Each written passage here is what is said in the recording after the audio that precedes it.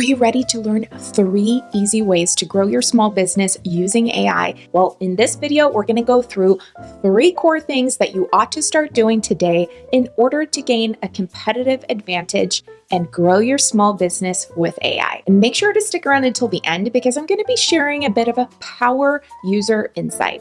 It will certainly elevate everything in your life and in your business when it comes to using AI. So first off, we're going to talk a little bit about business development. It requires a lot of research and perhaps finding inspiration. As small business owners or solopreneurs, this is definitely an activity that we engage in for a multitude of reasons. We may be working on content creation or coming up with new ideas for products or services, doing research for a client, or planning our next event. The list goes on and on. So using an AI software like ChatGPT for research and inspiration is a great way to save time, especially in that stage that can leave a lot of us kind of procrastinating on a project. It can get your creative juices flowing and even introduce you to ideas or aspects of your problem that you never would have thought of had you stuck with just figuring it all out on your own. What I like to do anytime I'm using AI for research or inspo is go super wide to start. This is me just assuming that 80% or so of the output will be trash. But the remaining 20%, I usually find some golden nuggets. So maybe you prompt ChatGPT to come up with 50 or even 100 ideas for products that would pair well with your offering that you already have. So let's take a look at a real example. Let's pretend that I sell handmade soap. And here we go. I am a local soap maker in the Southern California area that makes handcrafted soaps for each season. Please help me come up with 50 seasonal scents for my October launch that has notes of fall and Christmas, but ties into the coastal vibes of California. Look at this amazing list of ideas that Chatty, as I like to call her, is generating. But we can use her even further and have her help us with the recipe. At this point, you may have chosen to cherry pick your top favorites out of the list, but let's see what happens. Okay, so the prompt that I'm going to input is, please expand on each of the ideas and suggest 3 to 5 essential oils to use in the creation of each. This is just the tip of the iceberg of how ChatGPT can help you research or find inspiration. So many awesome drafts to further refine and put your personal touch on. And speaking of which, let's go through one more hack in this related to word processing. And this is something you can apply anytime you need Chatty to write or sound more like you. We're going to create your very own voice prompt. So there are a few different ways to do this, but one easy way is to just simply share some content that you have previously written on your own and feels 100% like you. So make sure to pick a text that has some nuance and really showcases who you are, your personality, and maybe includes some of your isms. These are things that set you apart, the things that make you you, and maybe you commonly use certain words or phrases, or maybe you commonly misspell certain words. If this is something for written format, you would want to include that. You don't want to be too perfect, okay? Some people always type with lowercase letters. You want Chatty to keep doing that if that is your style. So in this example that I'm going to be showing you, I'm using my bio that I wrote for my website earlier this year. The prompt that I created is, here is an example of my writing.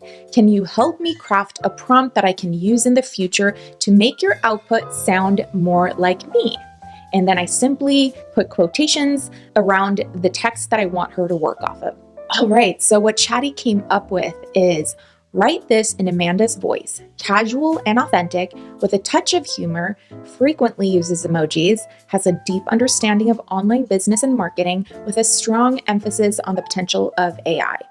Values helping clients, especially female entrepreneurs and women-owned businesses, and believes in working smarter using tech.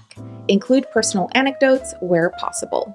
To be honest, for being like the first iteration of this, I think, again, wow, I'm pretty happy with this already. For the sake of the time of this video, I'm not going to continue to go back and forth, but I would suggest that you do. Go back and forth a few times, refine the prompt. And I mean, honestly, this is an ever-evolving process. As you grow and change, you're going to want to be tweaking this as well.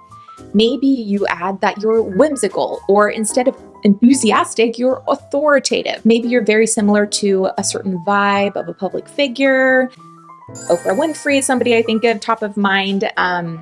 Who's somebody else? Martha Stewart. Anyway, just let your ideas flow. Make it an experiment, okay? You'll find what really sounds like you, and then save that voice prompt in a safe place. I would say keep a running Google Doc of all of your favorite prompts, and the voice prompt should probably be one of the first ones, just simply because you're gonna apply it to most of the content creation that you do with ChatGPT. All right, try it out and thank me later. My third tip is using chatbots. They are becoming more and more popular, and implementing one in the right way has the possibility of saving time, increasing sales, and just being helpful in so many other ways. Chatbots like ManyChat may take a little bit of upfront work in terms of putting in the research, programming your chatbot, and connecting it to other softwares in your tech stack. But once the work is done, the chatbot can handle 80% of that tedious work that you or maybe an assistant would have performed otherwise. So my personal suggestion is using AI for engagement in sales. It is not to completely stop showing up as yourself, but to actually shift your focus to those human things that only you can do. So maybe you pick up where the chatbot left off and engage with your potential clients with voice notes or even a video recording. That'll let them know that it is authentic communication and that they are truly valued. As promised, I'm going to give you a little power user hack or tip. So this last point actually has nothing to do with AI, but at the same time, everything to do with your success in using AI for your small business growth, and that is working on you. So the first thing that you need to work on is your habits. No matter how many hacks you learn, they won't do anything for you if you don't actually use them. So set an alarm or set a reminder daily to remind you to use ChatGPT. And then while doing certain tasks, you might want to rely on standard operating procedures and processes. You might already have those in your business. If you have people working with you, I've seen this mistake time and time again, where the owner or the operations manager has a vision, but they're not properly teaching the team. And so the systems just end up falling flat, and it gets really confusing for everyone. Another little point here that we alluded to before was recycling your prompts. So save them in a Google Doc, the ones that you really love and you know you're going to want to use again. Make sure to just stick them in there. There are extensions for Chrome, but if nothing else, just save them in a simple Google Doc. So this is going to be my last advice. Make ChatGPT accessible. Bookmark it in your bookmarks bar, so every time you open a Chrome window, it is there kind of staring at you and reminding you to really use the capabilities of this software.